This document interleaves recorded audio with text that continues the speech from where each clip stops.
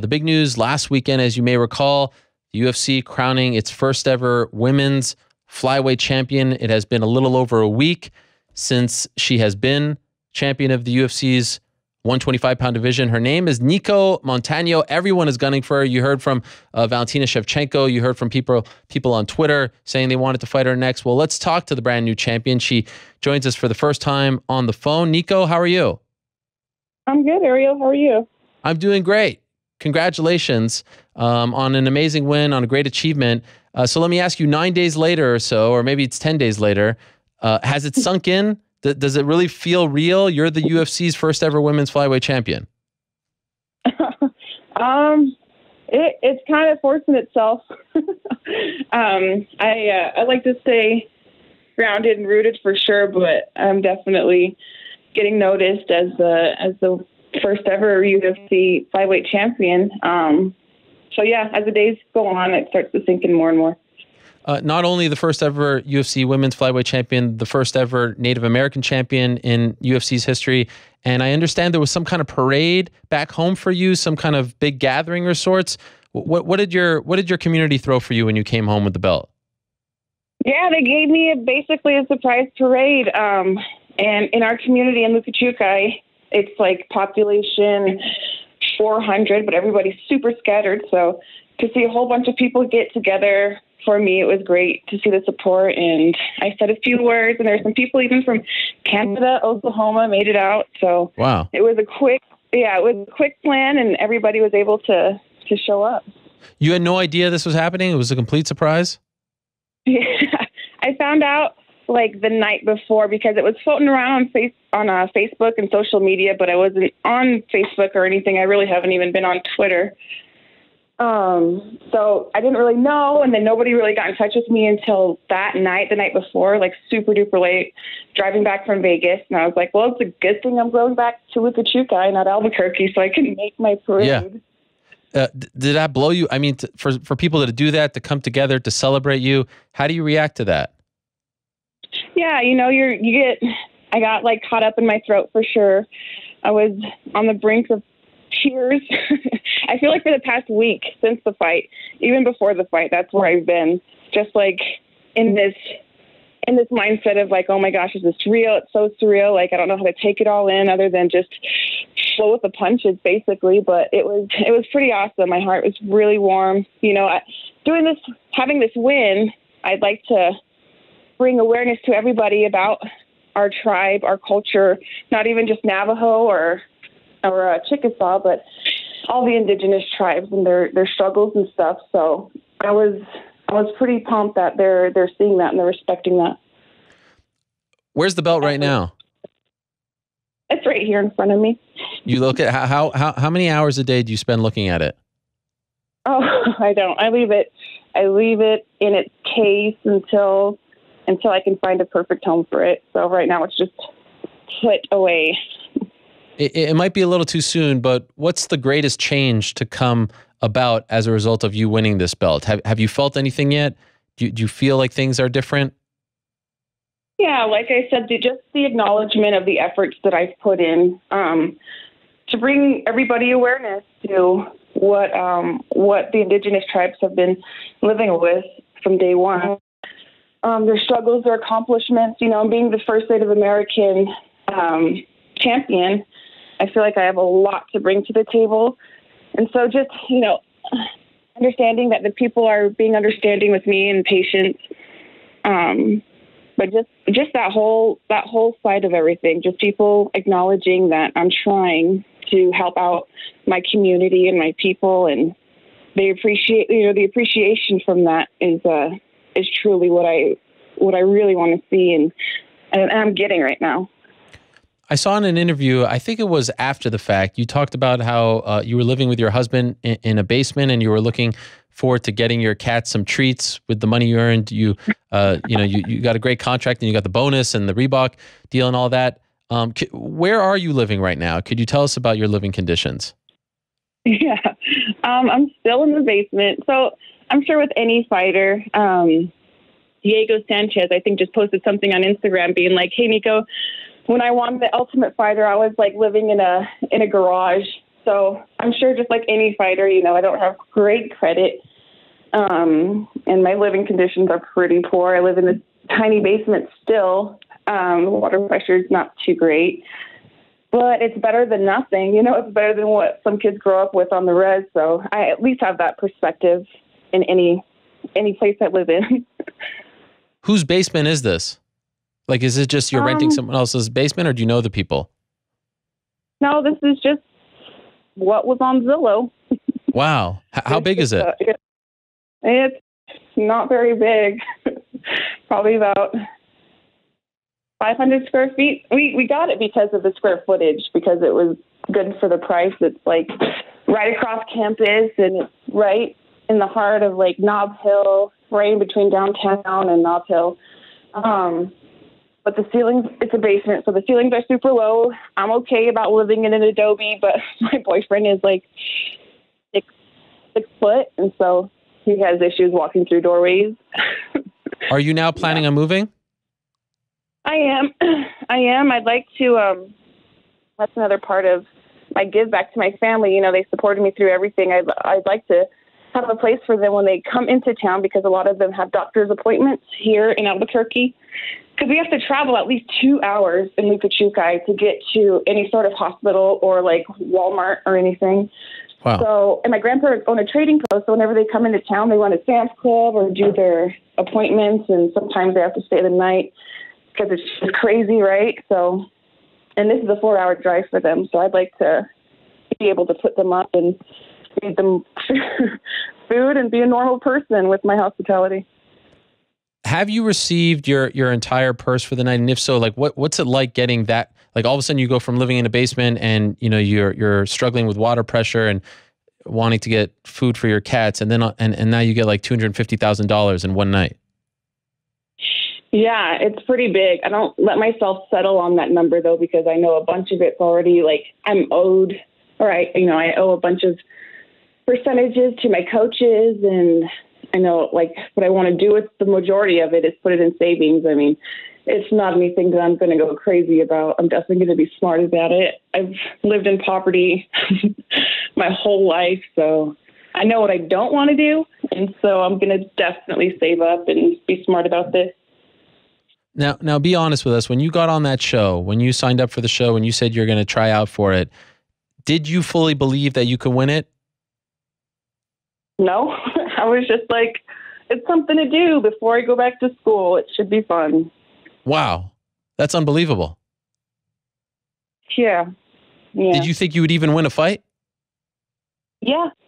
As soon as I got into the house and I got to know the girls and we got to doing like practices with each other and everything, I saw that I was right there on their level. And so I didn't think too much about it. I didn't think too much about like, oh my gosh, if I win, if I lose, blah, blah, blah. It helped seeing that first fight go down with Roxy and Shauna and just see how they handled it and how the rest of the house handled it. So I was like, win or lose, you know what? You're going to go in there and you're going to have fun. You're going to do what you do. Don't think too hard about it. And next thing you know, I won. And so why did you even try out? Like, how did you find out about the show, and why did you decide to do this? Be away from your family 6 weeks, live in a house, go to Vegas, all that stuff. What was the motivation behind it? Was it, just worth, you said, I'll just do it. It's worth a try. What was the thought process behind actually going out and doing this? So I went out because my coach was like, we're doing the 25 this season. I was like, 125, are you sure? Because it was going back and forth, like, on social media, being like, it's a 35 season. No, it's a 25 season, blah, blah, blah. But I was like, I could do either, so whatever. And I went and tried out, and I was able to stay the week. And then after that, it was like hush, hush, how their process goes until it gets closer to the initial week that we fly out there and start our 6-week process. But I was like, oh, that works, because I was applying for school, and they're like, well, you didn't get accepted in the fall. You can come back at the beginning of the year, blah, blah, blah. And I was like, okay, perfect. I can make some extra money. I'll get my name out there. Who knows? Maybe this will be something that I can keep doing. And then I got in the house, and definitely the coaches who were in the house, Justin Gaethje, Matt, and Luke, and Trevor, I feel like helped guide me to find a deeper motivation. And because, for fighting for 4 to 5 years, having the record that I do, it doesn't really say too much. But having the King of the Cage belt at 125 coming into the show, still nobody even knew who I was. And I was kind of low key. And so they were like, you know what? Nobody knows who you are. Keep your drive, keep your passion, find like a stronger motivation. And I kept that motivation, which was representing my tribe, my people, all through the season. And there wasn't any distractions there. So I kept with it, and I'm keeping strong. What are you going to do about school now? I honestly was thinking about trying to multitask with them both, but I'm the kind of person who just dives into one thing 100%. So school will be there after my career here. If I do decide to go back, it's always going to be there. I feel like that's something that can wait. But fighting definitely has a time limit on it. So I want to pursue this first. After the victory, it came out that you were battling a very injured foot, a broken foot. When did you break the foot? It was my second day back in sparring after the show. I went for a kick. My sparring partner grabbed the kick and tried tie dump me basically, but my foot folded under itself. And so I broke my sesamoid bone. It was pretty sore, but once you're in it, you're like, oh, whatever, it's sore. It's okay. And then I went trail running the next day. And then the following day, it was huge, and I was bedridden for a week and couldn't really move it for a month. And then got my cortisone shot and was able to move it around. But it was definitely something that I couldn't spar the rest of camp. And I'm a runner, especially to make 25. I love to run in the mornings, but I wasn't able to run at all. I didn't run all camp. I didn't spar all camp, basically, because I was everyone was she's made out of glass. Don't touch her right now. She has the fight of her life coming up. And I didn't want to give that opportunity yet. So just kept it as careful as we could be after that. Wow. And how much did it bother you in the fight? A lot, actually. It definitely hurts, not to the point where it was hurting, when I initially broke it. But, to roll over it when I shoot on, an orthodox person, you have to penetrate with that left foot. It was kind of hard to roll. It's still so hard to roll over my toes to have that range of motion because it just, it doesn't allow me. And it's really painful once I get that far. So my level changes were crap, but I don't really want to blame it on that because there's obviously ways around things I could have changed, but I just decided to keep going with my doubles, and that was the only part of the fight that I was seeing compromised by the foot. And lesser kicks off the left side. Right. Did you have surgery yet? No, I still have to go into my appointment. I have one on Wednesday. Wow. So you don't know when you're going to have surgery yet? Nope. And that was the thing too. I was going to see a doctor who's not in a called orthopedic surgeon or anything. So I'm going to go and see an orthopedic surgeon on Wednesday, and hopefully he'll have other options other than surgery. You're hoping for no surgery? I'm hoping for no surgery. I'm hoping if there is dead sesamoid bones in there, because the only reason why I'd get surgery is because of the sesamoid bone that's fractured is broken off into 3 pieces, and we got to make sure that when we go into surgery to remove the dead bones, that we're not moving the live bones, or else it'll mess with my stability and balance on that left side. So in a perfect world, let's say you're able to avoid surgery, how long do you want to be out for? We've seen in the past, Carlos Esparza came back relatively quickly after winning the show, didn't work out for her. Are you hoping to take a longer break? Because, it's a very taxing process, of course, and now you're dealing with this foot injury. Yeah, exactly. I'd like to go into this next fight as a title defense 100%. I don't want to have to think I can't spar today or I can't run. I want to be able to feel as confident as ever. I proved to myself and to everyone that I'm pretty tough, and I don't necessarily have to be 100%. I know that fighters aren't always, but I feel like in a situation like this, I owe it to myself. You know, I came out of a 6-month process of making weight 4 times and fighting the number 3 seed, number 2 seed, and number 1 seed. Like, this is my welcome into the UFC. I feel like I do owe it to myself to let my body heal, especially if this is where I'm going to be for a while. And this is definitely where I want to be for a while. So I owe it to myself to heal up and feel 100. Have you seen some comments? You know, it seems like people aren't going to fully accept you as the 125-pound champion until you fight one of the more established names, like a Valentina, or I don't know, some of the other names that were thrown out. Even Paige Van Zandt's name was thrown out. Do you see these comments, and how do you react to them? How do you feel about them? I do. I laugh it off. You know, I get some people don't have the best attitude or sportsmanship, especially when it comes to fighting. But I feel like I'm not scared. Like, I'm absolutely not scared, but I definitely think that they should be able to show what they can do at 25 before getting a chance to fight for a title. Like, Sarge, even though she didn't make weight, she made weight. Like, we can't forget that she made weight 3 times in a 6-week period. So she can make weight. It was just a hard process. Right after the show, everyone went home, went back to their regular diet that their body wasn't used to after that 6-week period. And then it was kind of hard to bounce back given the amount of time that we had. I'm definitely not scared. This is the name of the game. You want to fight the best so that you can prove to everybody else that you are the best. But right now, the best is not Shevchenko at 25. She hasn't fought at that weight. It's not Paige Van Zandt. She hasn't fought at that weight either. So I think it's pretty silly. And I'm a person who wants fair fights. And so I just don't think that they are deserving of it right now. Who do you think right now, like once you do come back, who do you think your first title defense will be against? Do you have an inkling? Who do you feel? Yeah, like I said, I'm a pretty fair fighter in all of this. And I do think that Sarge can make it. I would like it to be Sarge, you know. I think she deserves another chance. She made it through 6 months of hell doing that. Like I said, with her, like I was there watching, I was there partaking in those 6 weeks, in that 6-week period. So I know how much of heart she has and how much she's wanting this.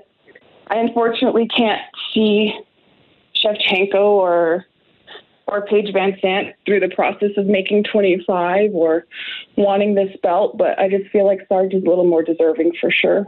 Wow. What were your feelings when she had to pull out and Roxy came in? Did you know, we've seen in the past people say thanks, but no thanks. I don't want, I don't want to fight someone on one day's notice. Did you ever consider that? Were you given the option to say thanks, but no thanks? You know, I'm sure I was given that option. I just didn't even think about it. I didn't think twice. Roxy is a good friend of mine. Like, before the fight, after the fight, she's who I clicked with in the house first.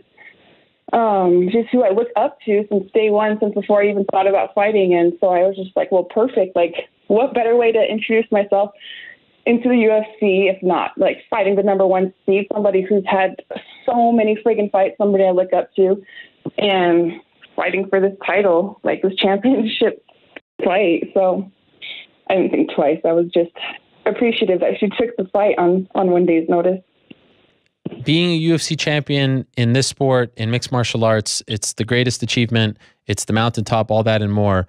So, the greatest fighters in the history of the sport, for the most part, at one point have held that belt, except for a few exceptions. Does it feel like, do you feel like you're a UFC champion, or do you feel like once you defend the title, it's not a part of the show, you establish yourself, then you'll feel like UFC champion? Like, does it all feel like you're in the same conversation now as, George St. Pierre and Anderson Silva and all of these greats, right? Chris Weidman and Conor McGregor, everyone. Do you feel a part of that conversation, a part of that group, that fraternity, if you will, that elite group, or do you only feel like it will, sink in once you defend the title? I don't think it'll really ever sink in. My efforts are going to be the same. Like, whether I win or lose a fight, I'm still going to put in 110% of what I know I can do and more. So being in that circle, like, it's definitely an accomplishment. And it's definitely something that I've always wanted to do, but I think everybody romanticizes it so much. And I just, win or lose this next title defense, whether it's with whoever, I think I'm going to be feeling the same feelings that I feel now. Is just gratitude and keep doing what I'm doing, never settle, no matter how long I'm the champ or what, just never settle and keep working hard. And as long as I keep that mindset and not get a big head and not put myself in that realm, I think I'll have a good stride. It's amazing. What an amazing story. Really, it truly is one of the best stories of the year. And I love the fact that you're getting this kind of recognition back home, and it doesn't appear, at least after 1 week, like you are, letting it get to you, like you're allowing yourself to have a big head. Congratulations, Nicco. All the best to you. I hope the foot heals properly. I hope that you don't need that surgery, and hopefully we'll see you back in there sooner rather than later. But on your own timeline, we've seen in the past, as I said, people coming back too soon after the show and it didn't go their way. By the way, in a perfect world, do you think July, August? When do you think would be appropriate to return? Yeah, somewhere around that time. Like I said, I still don't even know what my issue is with my foot or any sort of recovery process. So I'll let myself hang out for the holidays and enjoy this time and spend it with my family, because I don't really get to in camp. So in a perfect world, I'd say, around July, May. Okay. All the best to you. Again, congratulations. Enjoy the belt. Enjoy everything that comes with it. And appreciate you coming on. Great to talk to you for the first time. Yeah, thanks, Ariel. It's been a pleasure. All right, there she is. Nicco Montano, the first ever UFC women's flyweight champion. What a story. Living in a 500 square foot apartment, poor water pressure. Said she just wanted to get some food for her cats, or her cat, I should say. After winning that, she won 100 and 100. Then she got a bonus for Fight of the Night. She also got the Reebok bonus. That is life-changing money. And now all of a sudden she is a champion in the UFC. And what comes with that is a massive bullseye. Everyone gunning for her. She does bring up a good point. The UFC women's flyweight rankings came out yesterday, or last week, I should say, for the first time. And until you've competed in the flyweight division, which I do think is the right call, they are not putting you in the rankings. You have to actually go out there. A new member of the flyweight division is Alexis Davis. She was victorious on Saturday in Fresno. She defeated Liz Carmouche, so I expect her to be a part of that discussion as well. But it's going to be interesting after the likes of Valentina Shevchenko and Paige Van Zandt and Jessica Ai all get their flyweight debuts out of the way. It's going to be very interesting to see who she fights in her first title defense. And all of a sudden, the flyweight division is a very popular one. Bellator putting on some solid flyweight fights. As of late, they had a great one on Friday in Italy. Invicta had a flyweight title fight on Friday as well. So all of a sudden, the flyweight division is very much in demand. Now UFC has champions at 115, 125, 135, and 145. The 145-pound title will be defended on December 30th in Las Vegas.